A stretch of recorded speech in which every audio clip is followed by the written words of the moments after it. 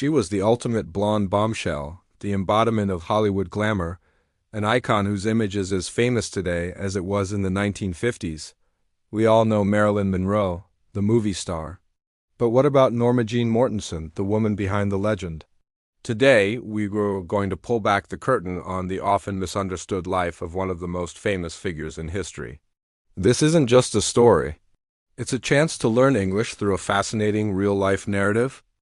Marilyn Monroe's journey began not on a red carpet, but in a world of hardship and uncertainty. Born Norma Jean in Los Angeles in 1926, her early life was anything but glamorous. Her mother, Gladys, struggled with severe mental health issues and was frequently institutionalized.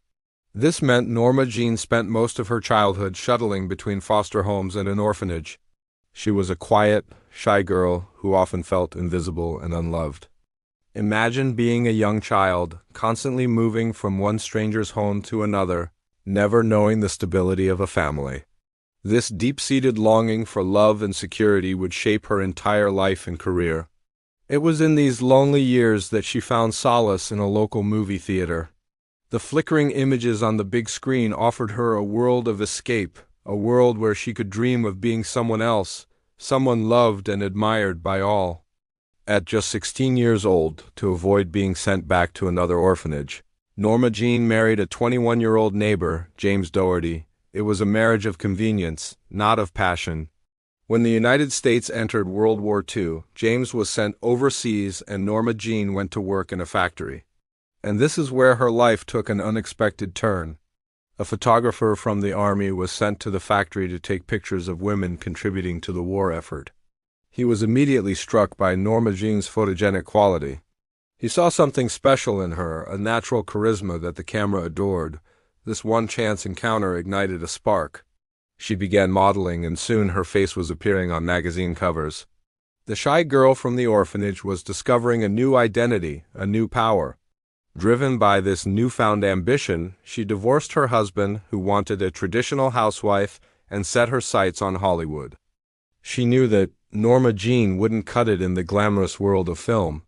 So, she bleached her brunette hair to its iconic platinum blonde and adopted her mother's maiden name, Monroe. A studio executive suggested the first name Marilyn, and just like that, Marilyn Monroe was born. But breaking into Hollywood was tough. She took acting, singing, and dancing classes, working tirelessly to hone her craft. Her first roles were small, often uncredited, but she had a unique magnetism that was impossible to ignore. Directors and audiences began to take notice of this radiant new star. Her big break came with roles in films like The Asphalt Jungle and All About Eve in 1950, but it was the 1953 film Niagara that truly launched her into superstardom. Playing a femme fatale, she captivated audiences with her stunning beauty and raw sensuality. That same year, Gentlemen Prefer Blondes and How to Marry a Millionaire cemented her status as the ultimate dumb blonde character. She famously sang Diamonds Are a Girl's Best Friend, a performance that became one of her most iconic moments. The world was officially in love with Marilyn Monroe. She was funny, she was beautiful, and she had an innocence that made her incredibly appealing. However, this image was a double-edged sword. While it made her a massive star, she felt trapped by it. Behind the dazzling smile and the glittering gowns, Marilyn was a deeply intelligent and sensitive woman. She was an avid reader who owned a library of over 400 books. Including works by authors like James Joyce and Albert Camus. She yearned to be taken seriously as an actress, to play complex, dramatic roles. She resented being typecast as a ditzy blonde. She felt the studios controlled her, packaging her into a product rather than respecting her as an artist. This frustration led her to move to New York to study at the prestigious Actors Studio, seeking to deepen her acting skills and gain more control over her career. This was a brave and defiant move against the powerful Hollywood studio system. Marilyn's personal life was just as turbulent and complex as her professional one. Her second marriage was to the legendary baseball player Joe DiMaggio. He was a national hero, and their union seemed like an American fairy tale. But DiMaggio was a traditional, private man who was uncomfortable with Marilyn's bombshell image and the intense public scrutiny that came with it. The marriage lasted only 9 months. Her third husband was the brilliant playwright Arthur Miller. This union seemed to be a meeting of minds. With him, she hoped to find the intellectual companionship and stability she had always craved.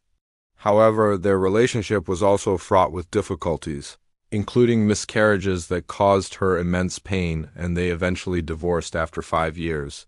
These failed relationships only added to her feelings of loneliness and insecurity. Throughout her life, Marilyn struggled with anxiety, depression, and a crushing sense of inadequacy. The pressures of fame were immense. She was constantly under a microscope, her every move scrutinized by the media and the public. She developed a dependency on prescription medication to cope with her insomnia and anxiety, a common but dangerous practice at the time. Despite her inner turmoil, she continued to deliver brilliant performances. Her role in Some Like It Hot is considered one of the greatest comedic performances of all time and earned her a Golden Globe Award. She proved time and again that she was more than just a pretty face. She was a truly gifted comedian and actress.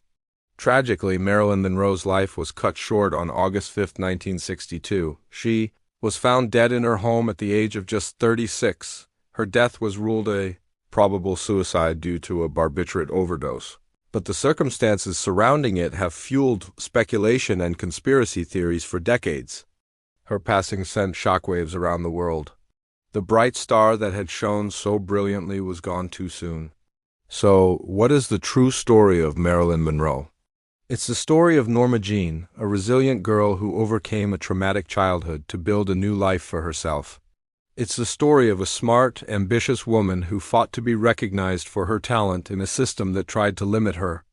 It's a cautionary tale about the dark side of fame and the immense pressure placed on those who live in the public eye.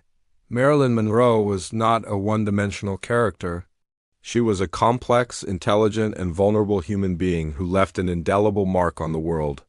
Her legacy is not just in her films, but in the conversations she started about fame, identity, and the price of being a woman in the spotlight. Thank you so much for joining me on this journey into the real life of Marilyn Monroe. I hope you found her story as compelling as I do, and perhaps you even picked up some new English vocabulary along the way. If you enjoyed this video, please give it a thumbs up and hit that subscribe button. Don't forget to ring the notification bell so you won't miss our next story. See you in the next video.